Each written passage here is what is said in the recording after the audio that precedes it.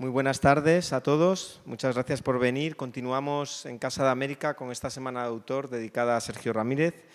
Esta tarde con una mesa redonda en la que vamos a hablar de oficios compartidos, en la que vamos a tener a Juan Cruz, escritor y periodista, a Claudia Neira Bermúdez, gestora cultural, y al propio Sergio Ramírez.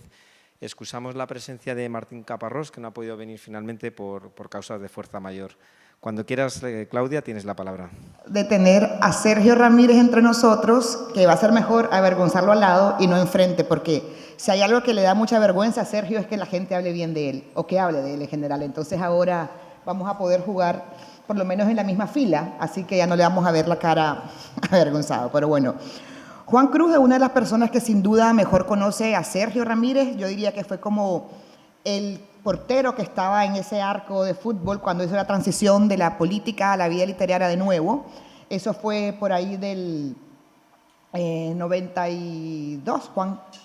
95, cuando siendo el editor de Alfaguara, también lo motivó un poco a volver y escribir sus memorias de los muchachos. Pero antes de eso yo quiero remontarme un poco y hablar un poco de Sergio como gestor cultural. La carrera de Sergio ha sido muy prolífera literariamente, políticamente, pero también hay una parte fundamental que es parte de su ADN, que es la parte de gestor cultural, que inició desde básicamente en el 59, cuando en León se fue a estudiar Derecho y ahí fundó el Movimiento Ventana y la revista Ventana de la mano de Fernando Gordillo. Hay un libro, Gordillo. Hay un libro que se llama Oficios Compartidos, que también es el título de esta mesa, que reúne sus ensayos, que fue publicado en 1994, en el cual Eduardo Galeano escribió este prólogo y abro comillas.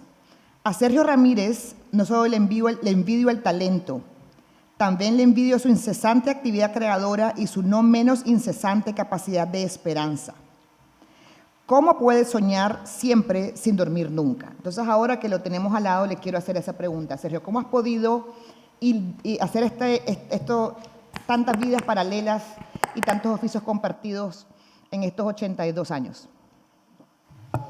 Bueno, en primer lugar, yo estoy aquí por accidente en esta silla.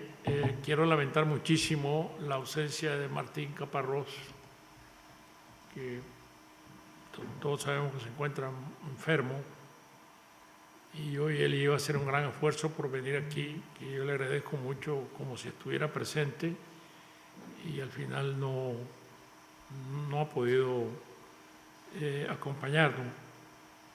Y también la ausencia de Javier Rodríguez Marcos, que iba a moderar esta mesa y por razones de estar atendiendo a su madre enferma en el hospital tampoco puede estar aquí. Así que muchísimas gracias a distancia a ambos.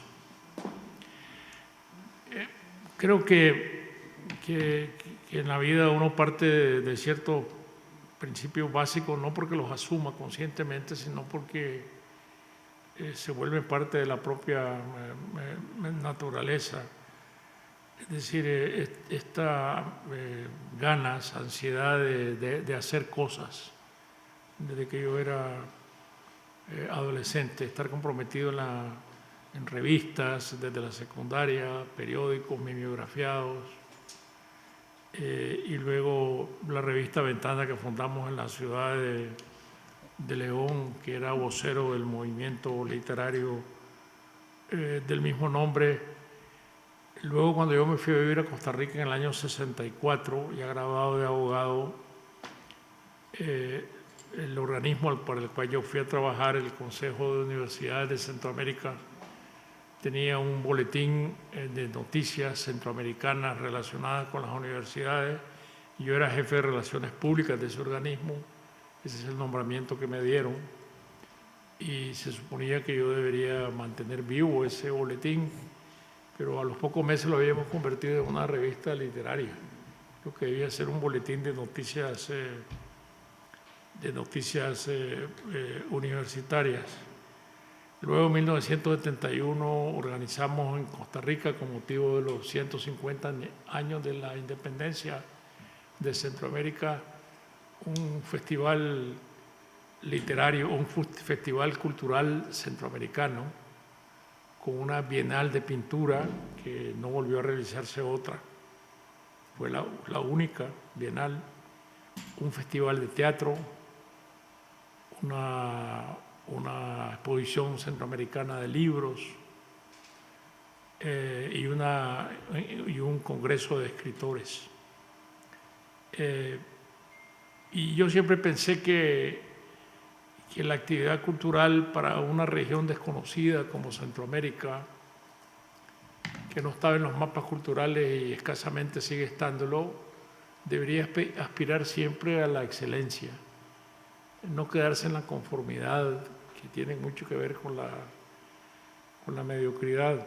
Y esa vez, para ese Bienal de Pintura, llevamos un jurado que tenía que juzgar pinturas de los 6 países centroamericanos, un jurado que estaba formado por Fernando de Siglo, el pintor peruano, por José Luis Cuevas, el gran dibujante mexicano, y por la crítica de arte Marta Traba, es decir, el top, lo mejor que podíamos encontrar en ese momento en América Latina. Y el Festival de Teatro, el jurado lo presidió José Quintero, que era un director de teatro panameño, que era el único que estaba autorizado a dirigir las obras de Eugene O'Neill en Broadway. De manera que yo pongo como ejemplo esto para ver cómo ha sido esta tradición que empieza entonces de mover a Centroamérica hacia los escenarios públicos, pero en este sentido alto. Luego fundamos la Editorial Universitaria Centroamericana en 1968. Esta era una gran aventura porque en Centroamérica no había casas editoriales. Era el momento del boom en lengua española, del boom literario. Y yo para entonces ya era secretario general del organismo para el cual llegué como jefe de Relaciones Públicas, el Consejo de Universidades de Centroamérica. Logré el apoyo de los rectores para fundar la editorial, pero era un apoyo moral, faltaba el dinero, y me fui con el presidente del Banco Centroamericano de Integración Económica a pedirle $100,000.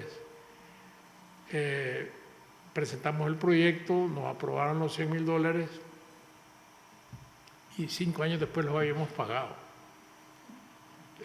Pagamos el préstamo, porque la editorial fue un enorme éxito. Es decir, el hecho de que los autores centroamericanos pudieran ser publicados en una sola casa editorial y un autor de Guatemala pudiera ser vendido en Honduras, o un autor salvadoreño en Costa Rica, eso era una novedad impresionante. Y hacíamos tiradas de 5 y 10,000 ejemplares. Recuerdo una antología de Ernesto Cardenal que se tiraron 15,000 ejemplares. Conseguimos los derechos de Miguel Ángel Asturias, el señor presidente y Hombres de Maíz. Y claro, como nos metíamos ya por la vía escolar, hacíamos tiradas semestrales de 3, 4,000 ejemplares. Publicamos verdaderos bestsellers que iban a todos los países centroamericanos y eran muy leídos. Y cuando pagamos la última cuota del préstamo, el presidente del banco me dijo: mira, yo esto lo habíamos tirado a fondo perdido, porque nosotros no prestamos $100,000, los préstamos del banco eran de $5 millones para arriba. Y le digo: me habías dicho y no se los devuelvo. Pero ya era tarde. Y luego, en tiempos de la Revolución, fundamos en Nicaragua la editorial Nueva Nicaragua, que también fue una gran aventura. Llegamos a publicar 600 títulos, empezando por los clásicos de la literatura universal hasta toda la biblioteca de autores centroamericanos y nicaragüenses. Yo nunca he sentido que estas tareas sean ajenas a mi oficio de escribir. He sentido que, como dije al principio, que se trata de un solo impulso vital, y esa idea de no estar conforme si uno no está haciendo algo, ¿no? También fundó en 2004 la revista Carátula y en el 2013 el Festival Centroamérica Cuenta, del cual yo tengo el gusto de ser directora y puedo dar fe de que esa sed de llevar lo mejor a Centroamérica y llevar lo mejor de Centroamérica a otros países ha sido la constante en la vida y nos pone a todos los que trabajamos con él la vara muy alta, porque siempre estamos hablando y pensar que Centroamérica, que es una franjita en medio de estos dos, en medio de América Latina, y llevar los autores que hemos llevado a Centroamérica Cuenta ha sido una labor titánica y un empeño realmente que ha puesto, yo, sin ninguna duda, la literatura centroamericana en otra dimensión. Y la literatura centroamericana y todas las literaturas centroamericanas, porque también yo admiro de Sergio cómo cree en la gente joven, cómo apuesta por los jóvenes en las diferentes disciplinas y la generosidad que tiene, no solamente con revisar manuscritos, sino de impartir talleres, de sentarse y dar parte de su tiempo a convencer o a invitar a otros escritores de diferentes países de que también puedan ir a Centroamérica. Y a raíz del 2019, que Centroamérica Cuenta se convirtió en un festival itinerante, que andamos como el caracol con la Casa Cuesta. Yo creo que Centroamérica Cuenta tiene una gran casa, que sin ningún lugar a dudas es Sergio Ramírez, que nos ha dado la oportunidad también de imaginar que otra Centroamérica es posible desde el punto de vista literario. Y eso, Sergio, creo que también las cosas es importante decirlas cuando las puedes escuchar y en vida, y no como dicen en Masaya, que yo soy de esta ciudad en Nicaragua, que dicen que después sos el más famoso del pueblo, pero entonces mejor también quiero decirte por qué te has empeñado en esta región donde también la tradición de novelistas tampoco ha sido mayor. Centroamérica y particularmente Nicaragua ha sido un país de poetas o una región de poetas, pero vos siempre has empeñado y has apostado también por cambiarle el rostro a esta Centroamérica y por generar más oportunidades. Y no solamente llevando a los escritores, sino también trayendo a Centroamérica a lo mejor, porque de la mano del festival van talleres formativos, van periodistas que también pueden contar sobre Centroamérica, y también que estás contribuyendo sin ninguna duda a un nuevo rostro de Centroamérica en medio de todas las adversidades y las carencias que hoy tenemos y los desafíos que tenemos en un montón de otros aspectos. ¿Por qué te empeñas en esta zona? Bueno, yo creo que Centroamérica tiene una identidad cultural que es necesario seguir descubriendo primero y luego seguir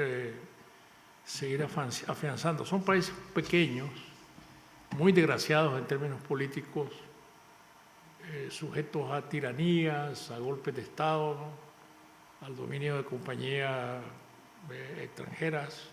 Creo que es en Centroamérica donde nace ese mote terrible de Banana Republics, que inventó, por cierto, un escritor en el exilio, no en el exilio político, sino porque había huido de los Estados Unidos acusado de un desfalco, y sin embargo de los escritores de los cuentistas que más admiro, O. Henry, que se fue a vivir a Trujillo, en Puerto Hondureño Bananero, y escribió una novela que se llama De Coles y Reyes, y en esa novela donde se usa por primera vez el término República Bananera.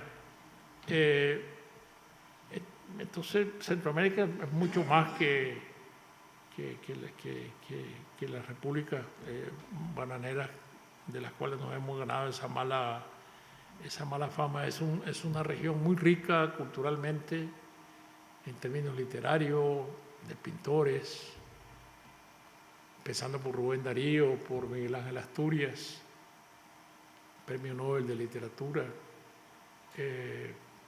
grandes pintores como el nicaragüense Armando Morales, o como el guatemalteco Albularach,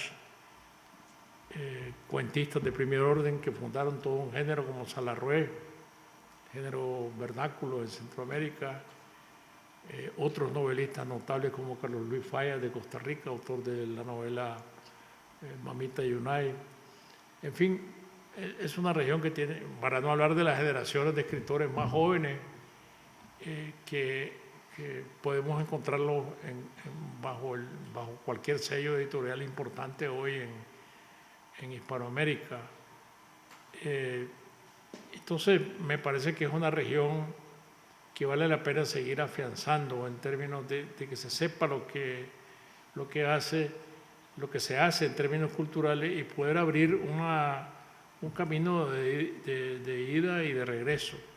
Es decir, que los escritores del mundo puedan penetrar lo que es la realidad cultural de Centroamérica y que los escritores centroamericanos puedan a su vez salir al mundo. Desgraciadamente el Festival Centroamérica cuenta que lo concebimos para realizarse en Nicaragua. La idea nuestra era que tuviera una sede permanente. Las circunstancias políticas que vive el país nos empujaron fuera de las fronteras de Nicaragua y tuvimos que, como ha dicho Claudia, que convertir este festival en un festival itinerante. Pero como no hay mal que por bien no venga, también esto nos ha servido mucho para multiplicar las posibilidades del festival. Lo hicimos primero en Costa Rica, después en Guatemala, después en la República Dominicana, el año pasado en Panamá. Ahora volvemos a Guatemala con un cartel de muy alta categoría. Es un festival que va a ser abierto por Joan Manuel Serrat. Vamos a tener la presencia de Richard Ford y un concierto de Aide Milanés, hija de Pablo Milanés, con la que fuimos a ver fui con Juan a verla aquí en su presentación en Madrid. Y por lo tanto volveremos a la República Dominicana, volveremos a Panamá. ¿Y la sede aquí en Madrid? Y a la par tenemos aquí en Casa de América el Festival Centroamérica Cuenta, que se realiza cada mes de septiembre. El próximo año va a ser nuestro 5º aniversario, así que ya marquen sus calendarios para septiembre.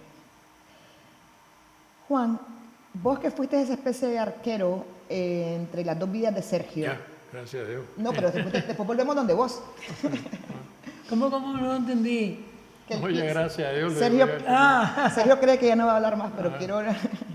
Juan, vos que has sido esta especie de portero entre las dos vidas de Sergio y que además fuiste su editor por mucho tiempo y has acompañado diferentes momentos personales y profesionales de Sergio, ¿cuáles son los rasgos literarios y en esta dualidad, en todas sus vidas, que más te han llamado la atención a vos? La escritura. Sergio es un escritor formidable. Es de los escritores de lengua española que de una manera más profunda es capaz de contar de lo que pasa y de lo que le pasa como si estuviera pasando en el instante en que tú lo lees, no en el instante en que él lo escribe. Es una escritura que desde el principio hasta el final, en sus libros, lo representa a él y representa el mundo que tiene dentro, el mundo literario que tiene dentro, pero también la faceta humana que él representa, porque él no es una persona de casualidades, sino de dramas. Él vive y ha vivido un mundo de dramas que nosotros hemos vivido de lejos y que gracias a él es un drama del que nosotros sabemos. El drama de Centroamérica, el drama de América, incluso el drama español. Nosotros siempre en España pensamos que nuestro drama acabó y nuestro drama se parece al drama de América Latina. No solo se parece, sino que en mucho tiempo nosotros fuimos latinoamericanos y gracias a Latinoamérica, algunas de nuestras regiones, por ejemplo Galicia, por ejemplo Asturias, por ejemplo Andalucía, por ejemplo evidentemente Canarias, han sido territorios que subsistieron antes, en la guerra y después de la guerra civil, gracias a América. Nosotros tenemos, con respecto a América, varias deudas, y una de esas es la de la lectura de lo que escribieron y de lo que escriben los latinoamericanos. Por razones, digamos, casuales, es decir, porque no teníamos un duro, nosotros en Alfaguara decidimos, en su momento, ser básicamente latinoamericanos, porque la literatura que nosotros podíamos comprar, aparte de la que ya estaba contratada o cercana, eran los cuentos, que las agentes literarias casi nos regalaban. Y eso nos llevó a hacer los cuentos completos. Los cuentos completos, la colección de cuentos completos que persiste, no es una colección luego hecha al azar, sino para que la gente entendiera que esa literatura era una literatura superior. Y la palabra superior aquí no es comparativa, sino que es francamente superior. La literatura hispanoamericana del siglo XX a la literatura en española del siglo XX e incluso del siglo XXI. Entonces, Sergio Ramírez representa varios elementos de esa historia. Uno tiene que ver con su generosidad. Yo no encuentro en el mundo de la literatura hispanoamericana, y en hispano meto también a los españoles, tan capaz como él, o quizá como Tomás Eloy Martínez, o como en algunos casos el propio Carlos Fuente, y sin duda Mario Vargas Llosa, que se haya ocupado tanto como Sergio, con ellos, de la literatura que hicieron sus antepasados y sus contemporáneos. Los textos que él ha escrito sobre encuentros con Gabo y con otros escritores importantes de su país o de su tierra, y también españoles, no es parangonable con la de ningún español. Por ejemplo, en España es muy difícil que los escritores hablen o escriban de los escritores contemporáneos y sobre todo coetáneos. En América Latina ha habido gente como Sergio Ramírez, que como ahora acaba de demostrar, dice los nombres propios de aquellos que son los suyos, los contemporáneos, los que tienen más o menos su edad y también los más jóvenes. La iniciativa Centroamérica Cuenta es una cosa insólita, y que haya subsistido, aparte de que te ha tenido a ti ahí como una parte esencial de ese proyecto, es insólita. La iniciativa de Centroamérica Cuenta es insólita. La primera vez que yo fui, y la casi penúltima, porque ya no me llevan nunca. Acabas de estar en Dominicana. No les gusto, porque soy canario. Entonces, yo fui allí y me encontré con un chico, con un muchacho, hijo de un juez español, que estaba interesadísimo en estar en todas las actividades, y nos entró sed. Había mucho calor y nos entró sed. Y le dije, ¿tú no me podías llevar a un sitio donde compráramos agua?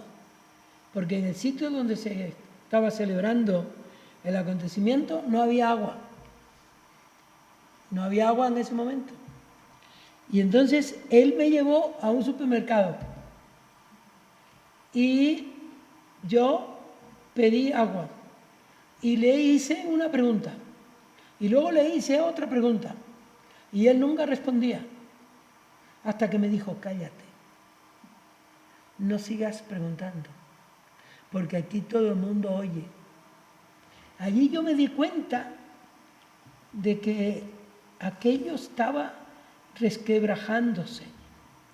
Había un camino que estaba lleno de piedras horribles, que se consolidaron como tales piedras cuando Sergio Ramírez vino a Madrid ya en vísperas de ser un exiliado. Simbólicamente, aquella sed y luego la enfermedad de Sergio están en mi memoria como parte de lo que parecía entonces el final de una época. Y sin embargo, Centroamérica cuenta y la generosidad de Sergio Ramírez hicieron que esa iniciativa que entonces estaba muerta de sed en Nicaragua se consolidara como uno de los grandes hechos de la literatura contemporánea en lengua española. Y eso se debe a Sergio Ramírez, a ti y a ustedes. Yo he visto a Sergio y a Tulita en muchas ocasiones, en muchas vidas propias. Una vez Sergio vino a mi casa, en Tenerife. Mi casa en Tenerife es la casa de una familia pobre, pero tiene un patio precioso. Y en ese patio se sentó Sergio a hablar con mis hermanas. Al cabo del tiempo, yo siempre he concebido aquel viaje de Sergio, que antes estuvo en el Teide, bajamos a mi casa, como un viaje familiar. De hecho, luego Sergio escribió un libro que me parece que trata de mí en algunas cosas, que se titula Juan de Juanes. Siempre que estamos en algún sitio, Tenerife, viajando, en casa, y ha pasado algún tiempo sin que veamos a Sergio o a Tulita, o a los dos juntos, nos preguntamos cómo estarán. Forman parte de un episodio muy largo, que es el episodio latinoamericano que ha vivido con nosotros y que en este caso lo representan ellos. Hace poco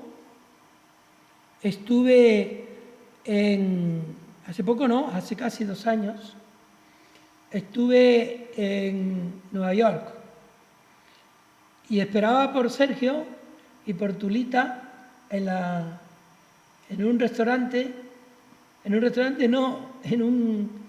hotel donde había muchos latinoamericanos. Sergio llegó con un regalo, me parece, y Tulita con alguna otra cosa. Y nos fuimos a almorzar a un restaurante donde nos cobraron carísimo, pero conseguimos... ¿lo puedo leer? ¿Lo puedo leer? Sí, adelante, por favor. Bueno, he quitado todas las hojas del principio porque Pilar me dijo que era un pesado, que mejor contaba solo esto. Si tú ves que debo callarme, me dice, Juan, ya está bien. Vale. Entonces, aquí se cuenta ese episodio. Yo estoy allí, esperando por ellos, para ir a almorzar. Ellos vienen de Princeton, donde están dando clases con Rubén Gallo, dando clases, Sergio. Y yo le estaba esperando.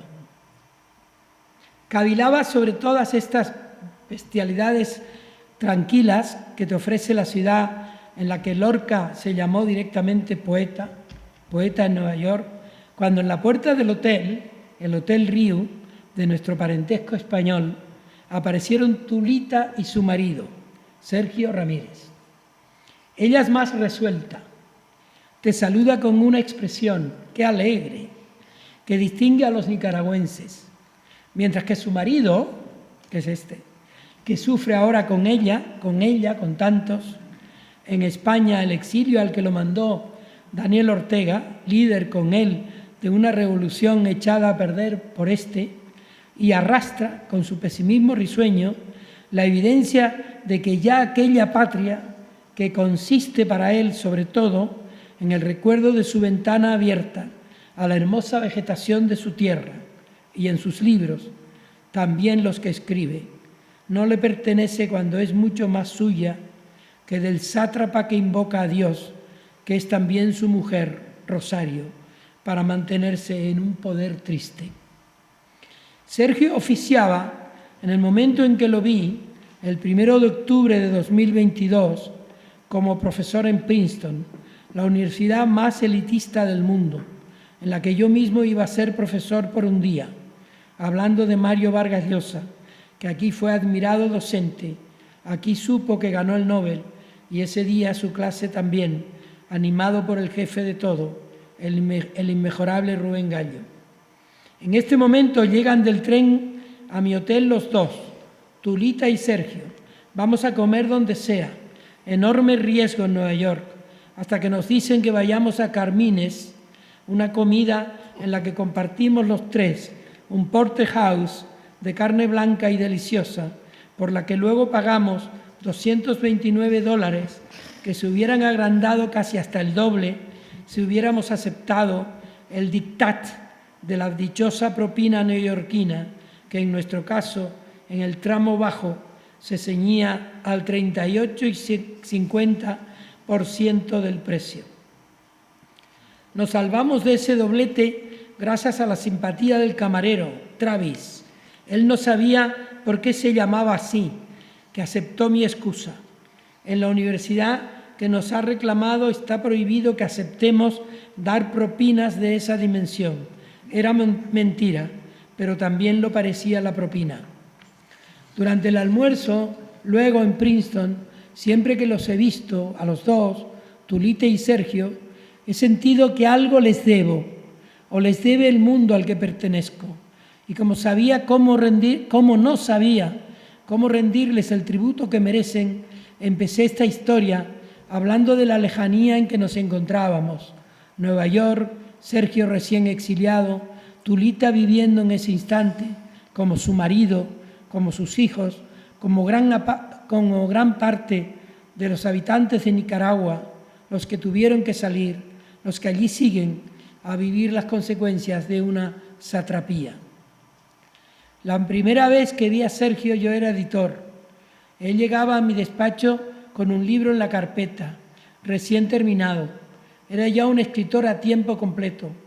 Había dejado de ser político y en Nicaragua, la revolucionaria, en la que llegó a ser vicepresidente de Ortega, el mismo que ahora lo mandaba a las tinieblas del exilio y acababa de terminar, tenía listo castigo divino.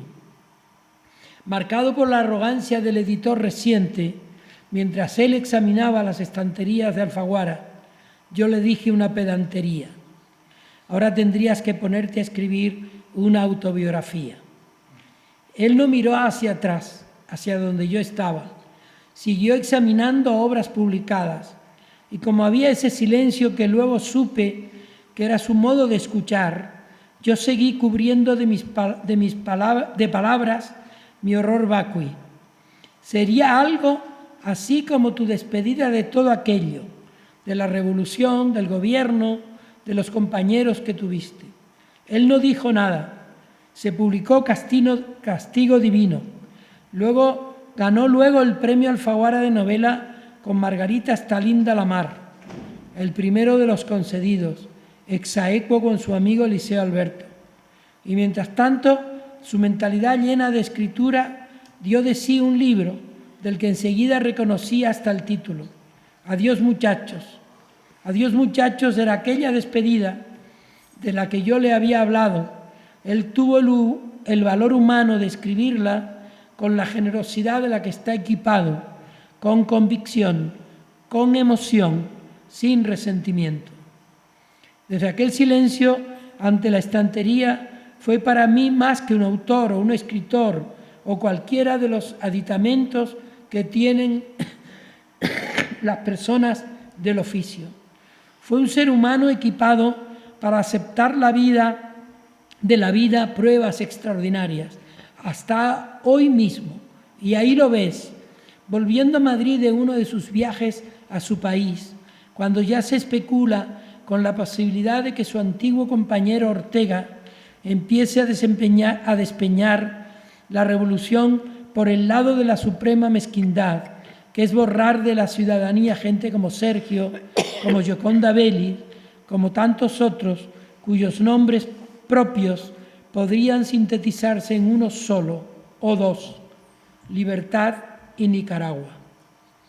En aquel momento, en aquel restaurante al que fuimos en Manhattan, yo me fijaba, por ejemplo, en la lentitud de las manos, en la precisión de las palabras, en el ánimo que Sergio compartía con Tulita y trataba de comprender en ellos, en los suyos, en cualquiera que fuera expulsado y nicaragüense, lo que nuestro propio país le dio al mundo, la virtud extraña y triste del exilio. Como eran aquellos que desde España se fueron a América, ¿cómo son desde hace rato estos americanos que ahora viven con nosotros? ¿Cómo es eso de quedarte lejos de tu tierra? ¿Qué haces con los sueños, con los libros que quedaron atrás, con los parientes, con las puertas de la casa, con las estanterías, con el café, con la vida? Desde entonces, como si fueran ambos un símbolo, en Nueva York, en Madrid, en Tenerife, cuando aquí hemos coincidido, en Barcelona, donde una vez le robaron a Tulita un bolso con todo lo que tenía, en los restaurantes a los que vamos, en su casa ahora achicada por las razones del tiempo, pienso en cómo estarán por dentro de ese silencio al que el espíritu del mal nicaragüense los ha condenado. A ellos, a Gioconda, a tantos, a los que se fueron con ellos, a los que se quedaron en el silencio que yo mismo vi ejercer la primera y la última vez que estuve en Nicaragua, a ellos los amo y los recuerdo. A veces me enfrento con esa última vez que creí en aquella revolución, marcado por aquella Nicaragua violentamente dulce de Julio Cortázar y por algunos párrafos en los que aquel ángel de la literatura desliza su pasión por lo posible, cuando ya estaba ocurriendo allí lo que parecía imposible: la muerte de la revolución a manos de Daniel Ortega, que era un sátrapa como aquel Somoza, otro demonio contra el que ellos lucharon. En medio de todas estas historias que fueron tristes y que entristecieron tanto a estos amigos que hace un rato estaban almorzando conmigo en Nueva York, marcó mi vida con ellos, con Tulita, con Sergio, las líneas inolvidables de un cuento que luego sería para mí un símbolo de lo que ahora mismo siento acerca de la ex-revolución y de lo que esta usurpación ha supuesto para los Sergios y Tulitas de este mundo. Ese cuento lo tengo ahora, como siempre que viajo y pienso en ellos, y se titula No me vayan a haber dejado solo. Arranca de un verso de César Vallejo, y es mi manera de mirarlos cuando no los veo, y están lejos aquellos que se quedaron sin patria, y ésta sigue en Nicaragua. Allí el narrador regresa a su casa natal. No hay nadie. Él busca y no hay nadie. Desde el principio, desde que aborda el sitio en el que fue por primera vez persona, él sabe que tiene casa, pero está vacía. Se produce, pues, un exilio total. No tiene territorio. No tienen territorio. Siempre luchando contra esa pérdida. Este hombre al que veo almorzar con Tulita un día oscurecido de Nueva York. Le pregunté algunas veces por ese cuento, lo que supone, y una vez escribí en la página de créditos del libro, de lo último que me dijo cuando se produjo ya definitivamente el exilio, y este le vino además al tiempo que hubo que internarlo en un hospital de las afueras de Madrid por una andanada tremenda a la salud. Me dijo: vivo en el exilio. Intento soportarlo. Tengo que sacarle el mejor partido. Y en el otro lado de esas páginas, junto al texto del libro, escribí también para no olvidarme.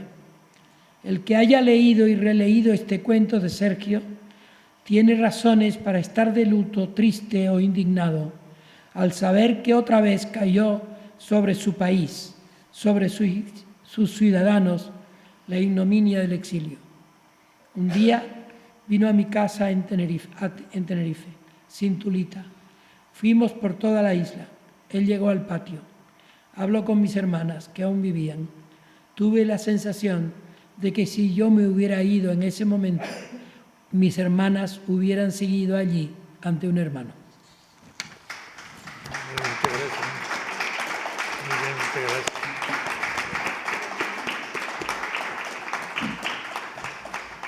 Y antes de hacer la última pregunta, Sergio, porque ya estamos cortos de tiempo, voy a leer un extracto del discurso de Sergio cuando recibió el premio Cervantes, que un poco también habla de estos amplios oficios que no solamente ha tenido en su vida, sino en sus abuelos y en todos sus predecesores de Mazatepe.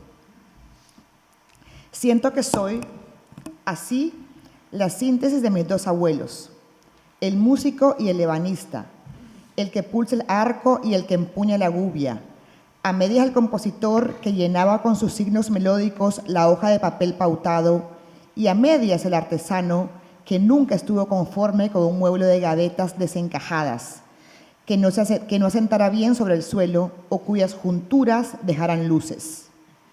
Escribo entre cuatro paredes, pero con las ventanas abiertas, porque como novelista no puedo ignorar la anormalidad constante de las ocurrencias de la realidad en que vivo, tan desconcertantes y tornadizas, y no pocas veces tan trágicas, pero siempre seductoras.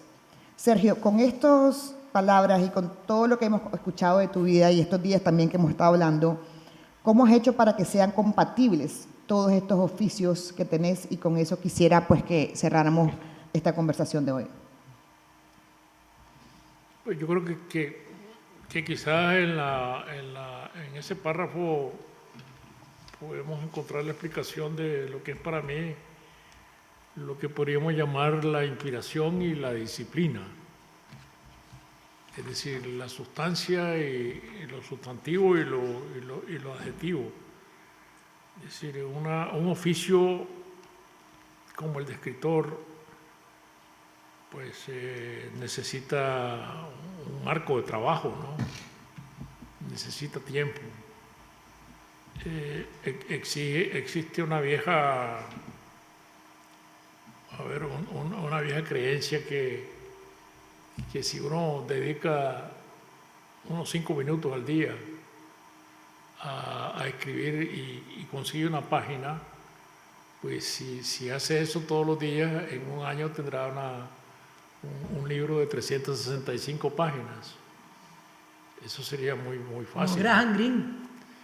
Pues no es así, porque puede ser que la página que uno escribe un día no sirva para nada y haya que volverla a hacer. Y entonces la única manera de escribir es, como yo explico, encerrarse entre 4 paredes, no cerrar la ventana porque es imposible escribir en la oscuridad, pero saber que cuando uno se encierra a escribir tiene que despreciar los llamados y los atractivos del mundo, como los monjes, ¿no?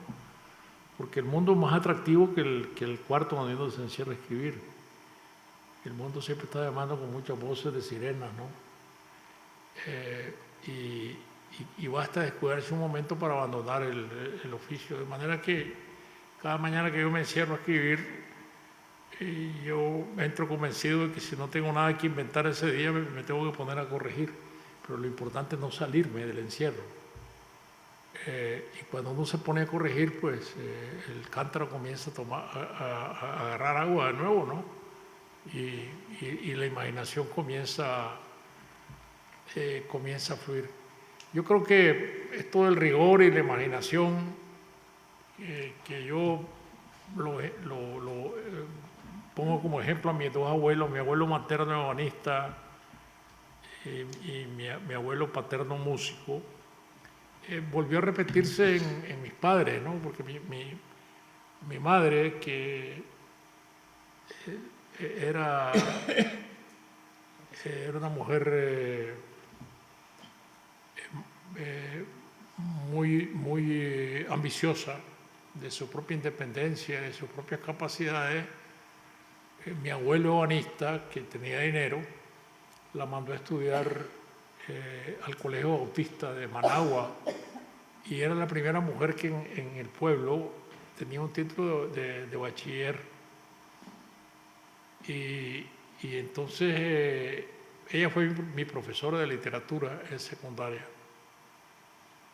Y mi padre, que no era letrado, le dejaba el rigor a mi madre y él asumía el humor. Entonces yo me moví también entre el rigor y el humor, entre la falta de formalidad que representaba mi padre y la formalidad absoluta que representaba mi madre, ¿no?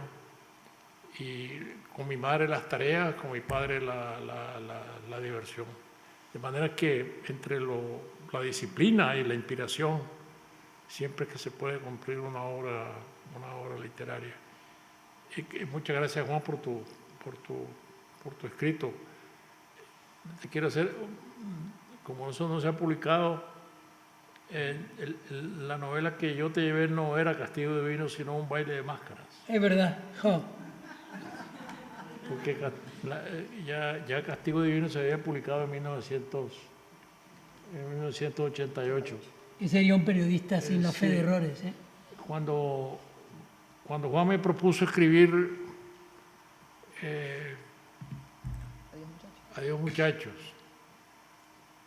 fue después que yo le llevé los originales de Margarita Stalin de la Mar. Yo había terminado de escribir en Alcudia. Yo me fui un mes a Mallorca a terminar este libro y se lo pasé dejando. Y entonces Juan me dijo que por qué no lo metí al concurso. Le dije, ¿cuál concurso? El que está abriendo Alfaguara por primera vez. Son $175,000 de premio. Puesto por mí, además. Ya, por don Jesús de Polanco, que era Jesús del Gran Poder. Sí.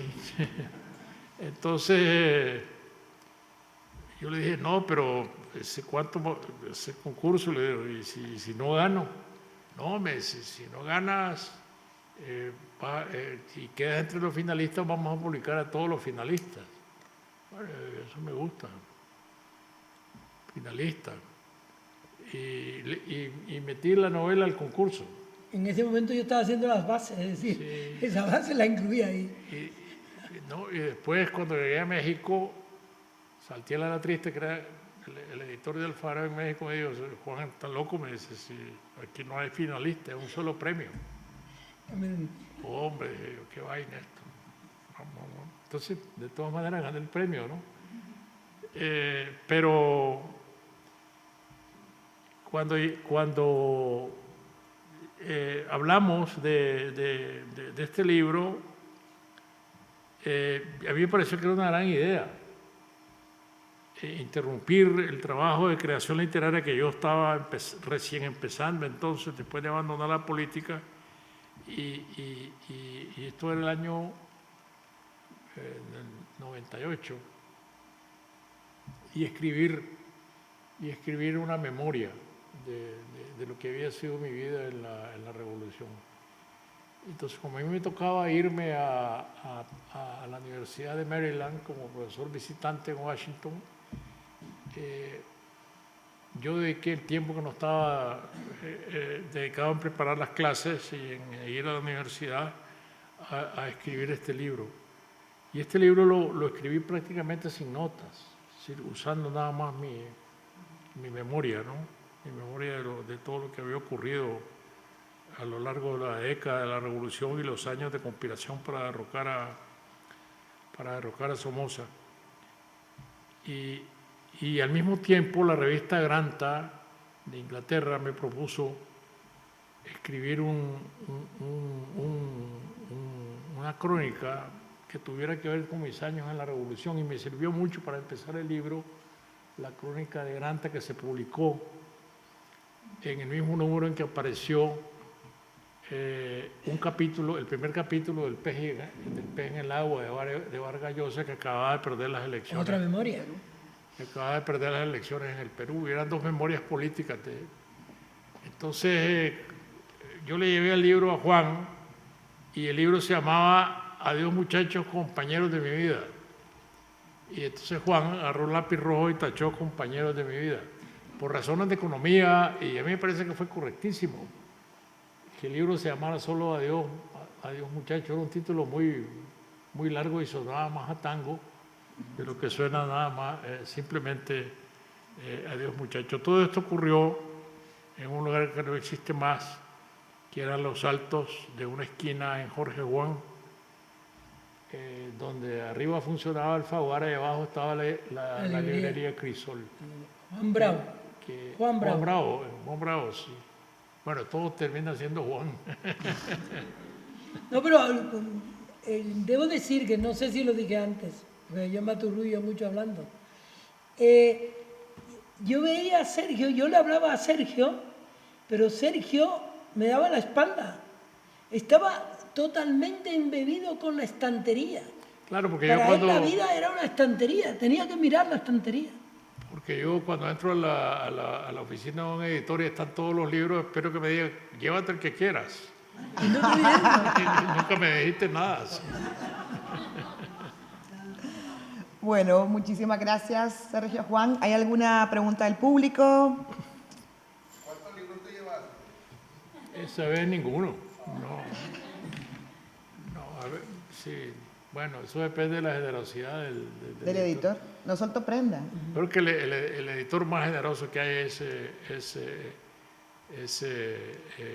otro Juan. Casamayor. Que es Juan Casamayor. Que siempre me está mandando los libros. No, yo te los procuro. Ahora te los procuro. Cuando tú me dices, no tengo tal libro, yo por lo menos lo digo en la editorial. Oye. Por lo menos las entradas de teatro, ¿no? Entradas de teatro, por cierto.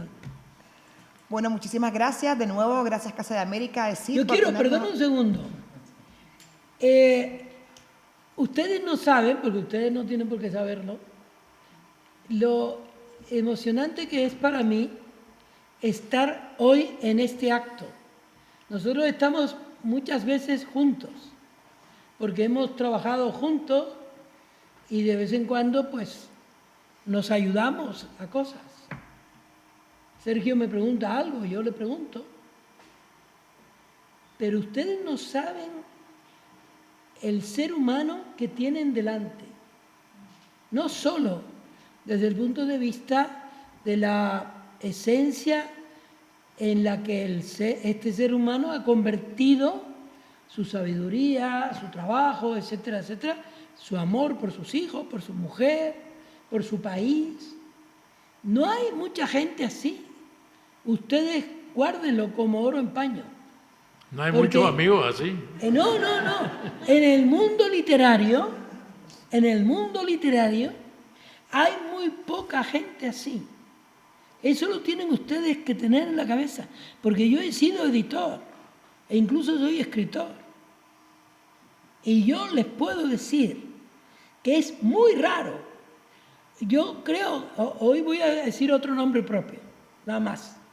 Luis Landero y Sergio Ramírez. Estos son los dos escritores que yo digo, hoy no me siento bien, voy a llamar para preguntarle cómo está, porque según cómo esté alguien, tú estás. Eso me pasa con Sergio Ramírez y con Luis Landero y con mi familia. Muy bien. Bueno, yo quería decir eso. Gracias. Muchas gracias, Juan. Gracias de nuevo a todos. Gracias a Casa de América y a DECID y a ustedes por acompañarnos, tanto presencial como virtual. Gracias.